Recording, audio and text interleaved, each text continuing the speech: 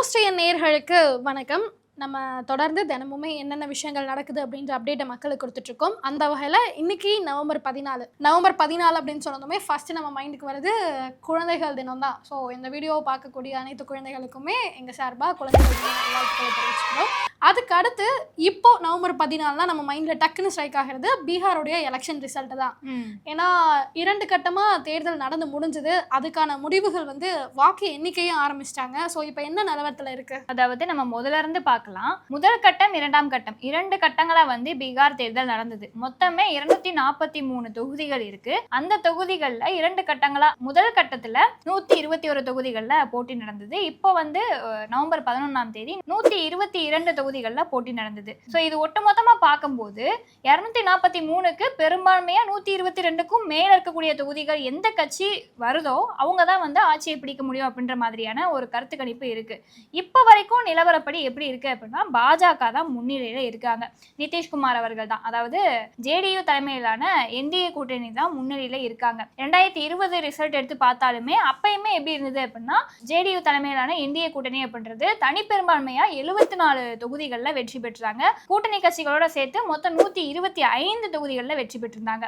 நமக்கு பெரும்பான்மையா வெற்றி பெறுறதுக்கு எத்தனை தொகுதிகள் வேணும் அப்படின்னா 122 தொகுதிகளுக்கு மேல இருந்தா போதும். ஸோ 2020 காலகட்டங்களையுமே அவங்க தான் ஜெயிச்சாங்க. இப்பயுமே அவங்க ஜெயிக்கிறதுக்கான பாசிபிலிட்டிஸ் தான் அதிகமாக இருக்குது அப்படின்னு சொல்லிட்டு நிலவரப்படி தெரியுது. சரி, ஓகே, இவங்க வராங்களே, இவங்க வர்றதுக்கு என்ன காரணம் அப்படின்னு சொல்லி பார்த்தோம்னா நிறைய விஷயங்கள் இருக்குது. அடுக்கடுக்கா ஒன்றுனா சொல்லிட்டு போகலாம். அந்த 2005 காலகட்டங்களில் பார்த்தேன் அப்படின்னா ஆர்ஜேடி தான் அங்கே ஆட்சியில் இருந்தாங்க. ஜங்கல் ராஜ்னு சொல்லுவாங்க அந்த ஆட்சியை. ஜங்கல் ராஜ்னா ஒரு கொடூரமான ஆட்சி அப்படின்னு சொல்லி சொல்லப்படுது. பொருளாதார வீழ்ச்சி இருந்தது.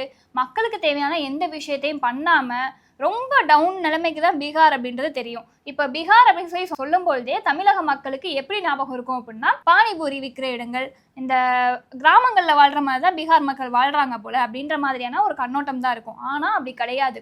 எவ்வளவோ டெவலப்மெண்ட்டை நிதிஷ்குமார் அவர்கள் கொண்டு வந்திருக்காரு. 20 வருஷமா அவர் முதலமைச்சராக இருக்காரு. ஸோ அவர் பீகார் மக்களுக்காக செய்த நலத்திட்டங்கள் அப்படின்றது ரொம்பவே அதிகம். நம்ம தமிழ்நாட்டில் பார்த்தா அப்படின்னா விவசாயி அப்படின்னு சொல்லி சொல்லும்பொழுது நம்ம தலைமையகம் மு.க. ஸ்டாலின் அவர்கள் அவர்களுடைய வயிற்றுல அடிக்கிறது தான் அதிகமாக இருக்குது. இப்போ கூட தெரியும், நெல் கொள்முதல் பண்ண முடியாமல் எவ்வளோ மூட்டைகள் வேஸ்ட் ஆச்சு. அதை இவங்க எப்படி ஆராய்ச்சி பண்ணாங்க அப்படின்றத நம்ம பார்த்துட்டு தான் இருந்தோம். ஆனால் அங்கே எப்படி இருக்குது அப்படின்னா விவசாயிகள் அதிகமாக இருக்கிறதுனால விவசாயிகளுக்குன்னு சொல்லிட்டு ஒரு தனி காம்ப்ளெக்ஸே இருக்குது. அதை கொண்டு வந்தவர் யார் அப்படின்னா 2020 நிதிஷ்குமார் அவர்கள் தான் கொண்டு வந்திருக்காரு. ஸோ விவசாயிகளுக்கு எந்த பிரச்சனை இருந்தாலும் அந்த விவசாய மூட்டைகளுக்கு அந்த நெருக்களுக்கு ஏதாவது பிரச்சனை இருக்குது இல்லை ஏதாவது கேட்கணும் அப்படின்னாலுமே அந்த இடங்களில் தாராளமாக மக்கள் சுலபமாக போய் கேட்டுட்டு வர்றதுக்கான பாசிபிலிட்டிஸ் இருக்குது. அது ஒரு பக்கம் இருந்தாலும் பீகார் மியூசியம் பார்த்தோன்னா பார்க்குறதுக்கே ரொம்ப அழகாக இருக்கும். அவ்வளோ பெரிய மியூசியம். இப்போது ஒரு காலத்தில் இந்திரா காந்தி, நேரு அவர்கள் காங்கிரஸ் ஆட்சி இருந்தப்போ திருமண எல்லா இடத்துலையுமே அவங்க பேர் மட்டும்தான் இருக்கும். இந்திரா காந்தி மியூசியம், நேரு மியூசியம் அப்படின்னு சொல்லிட்டு அவங்க பேர் மட்டும்தான் இருக்கும். ஆனால் அந்த மியூசியம் டெவலப்மெண்ட் ஆச்சு அப்படின்னு கேட்டால் கிடையாது. பீகார் மியூசியம் பார்த்தேன் அப்படின்னா பார்க்குறதுக்கே ரொம்ப அழகாக இருக்கும். ஸோ முன்னாடி இந்த பராமரிப்புலாம் இருந்துச்சா, இந்த மாதிரி மியூசியம் இருந்துச்சான்னு கேட்டால் கிடையாது. இது எல்லாமே நிதிஷ்குமார் அவர்கள் கொண்டு வந்தது. இப்போது கிராமத்தில் இருக்கக்கூடிய ஒரு தெருக்கள் இருக்கும் பார்த்தியா, அந்த தெருவோட முக்கிலையுமே குடிநீர் வசதி கொண்டு வந்தது. 8 வழி சாலை, 4 வழி சாலை, இந்த மாதிரி சாலை வசதிகள் கொண்டு வந்தது.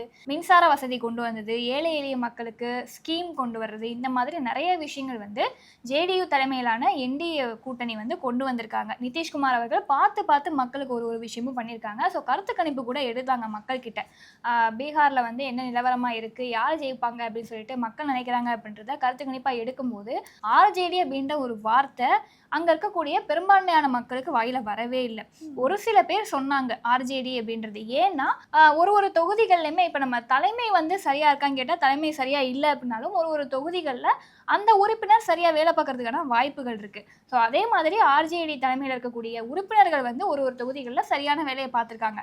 அதுக்காக மட்டுமே தான் ஆர்ஜேடி வேணும்னு சொல்றாங்களே தவிர மொத்தமாக ஆர்ஜேடி தான் ஆட்சிக்கு வரணும் அப்படின்னு கேட்டால் அதுக்கான பதில் என்னவா இருக்குது அப்படின்னா நோ, அது மட்டும்தான் இருக்குது. ஏன்னா இதுக்கு முன்னாடியே நான் சொன்ன மாதிரி அவங்க ஆட்சிக்கு வந்தாங்க அப்படின்னா மறுபடியும் ஜங்கல் ராஜ் அப்படின்ற ஒரு ஆட்சி வேணுமா அவங்களுக்கு அப்படின்ற மாதிரி பிரதமர் மோடி அவர்கள் கேட்டிருந்தாரு.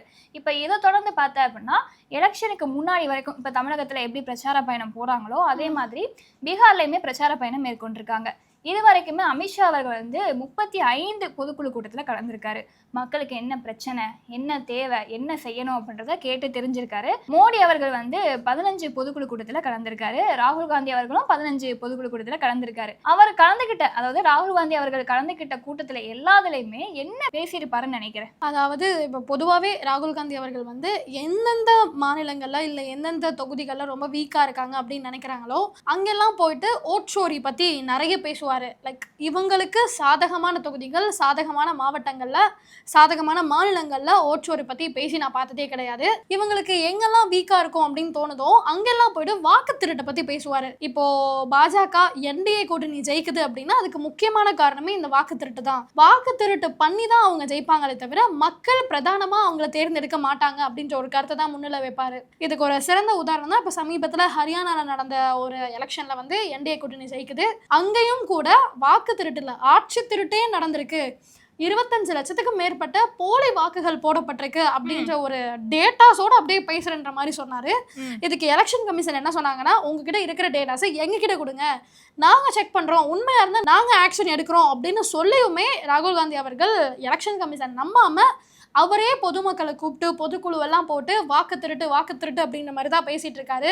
லைக் இதே நிலைமை தான் பீகார்லயுமே தொடருது. ஒரு வேளை பீகார்ல என்டிஏ கூட்டணி ஜெயிச்சது அப்படின்னு வையேன், இவங்க ஓட்சோரி பண்ணியிருக்காங்க, எலெக்ஷன் கமிஷனை கைக்குள்ள வச்சுட்டு தான் ஜெயிச்சாங்க, எலெக்ஷன் மிஷினையே கைக்குள்ள வச்சிருக்காங்க அப்படின்ற பல விஷயத்த சொல்லுவாங்க.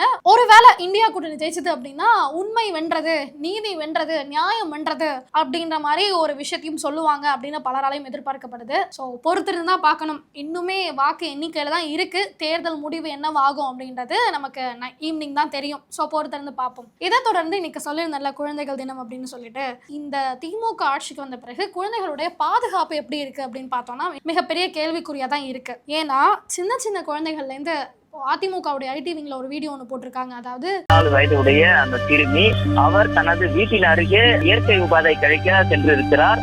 அங்கு மது அருந்திக் கொண்டிருந்த 3 பேர் அந்த சிறுமியின் வாயை பொத்தி அந்த கூட்டு பாலியல் பலாத்காரம் செய்ததாக கூறப்படுகிறது. சீர்காழி அருகே 3.5 வயது குழந்தைக்கு பாலியல் தொல்லை கொடுத்ததாக உறவினரான 16 வயது சிறுவன் கைது செய்யப்பட்டிருக்கிறார். திருவள்ளூர் மாவட்டம் கும்மிடிப்பூண்டி அருகே 10 வயது சிறுமியை பாலியல் வன்கொடுமை செய்த வடமாநில நபரை 5 தனிப்படை அமைத்து போலீசார் தீவிரமாக தேடி வருகின்றனர். குழந்தைகளை மட்டுமே குறி வச்சு இந்த பாலியல் அத்துமீறலில் ஈடுபட்டிருக்காங்கல்ல, ரோட்ல நடந்து வந்த குழந்தைங்க, வெளியே போன குழந்தைங்க, ஸ்கூல் போன குழந்தைங்க, இந்த கும்மிடிப்பூண்டியில ஒரு குழந்தை ஸ்கூல் முடிச்சுட்டு போயிட்டு இருக்கோம், கடத்திட்டு போனாங்கல்ல, லைக் இந்த மாதிரியான சம்பவங்கள் குழந்தைகளுக்கு எதிரான பாலியல் வன்கொடுமைகள், அத்துமீறல்கள் அப்படின்றது 4 ஆண்டுகள்ல அதிகரிச்சிருக்கு. முன்னாடி எல்லாம் 1-2 நடந்துட்டு இருந்தது. இப்போ போக்சோ கேஸ் மட்டுமே ஒரு நாளைக்கு 4-5 வருது அப்படின்னா குழந்தைகளுடைய பாதுகாப்பு அப்படின்றது எங்க இருக்கு? திமுக வந்து ஒரு வாக்குறுதியில் சொன்னாங்க, பெண்கள் எல்லாம் எங்க ஆட்சி வந்தா பாதுகாப்பா இருப்பாங்க, சுதந்திரமா இருக்க முடியும் அப்படின்னு சொல்லிட்டு. பெண்களை விடுங்க, பெண் குழந்தைகளுக்கே இங்க பாதுகாப்பு இல்லை, அப்புறம் எப்படிங்க பெண்களுக்கு பாதுகாப்பு இருக்கும் அப்படின்ற ஒரு கேள்வி எழுப்பியிருக்காங்க. ஸோ அது மட்டும் இல்லாம பல விஷயங்கள் போயிட்டு இருக்கு.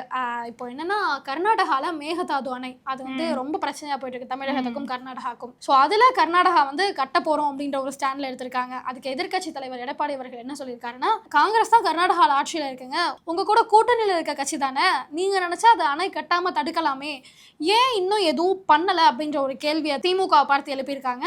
அதுக்கு செல்வ பெருந்தகை அவர்கள் ஒரு ரியாக்ட் ஒன்று பண்ணியிருக்காரு.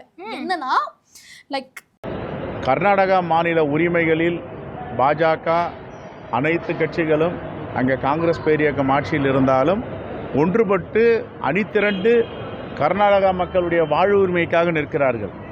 ஆனால் தமிழகத்தில் மட்டும்தான் ஒரு சில கட்சிகள் தமிழ்நாட்டு நலனை விட்டு கொடுத்தும் பாஜக சொல்லுவதை கேட்டுக்கொண்டும் அவர்களுக்கு சாமரம் வீசிக்கொண்டிருக்கிறார்கள்.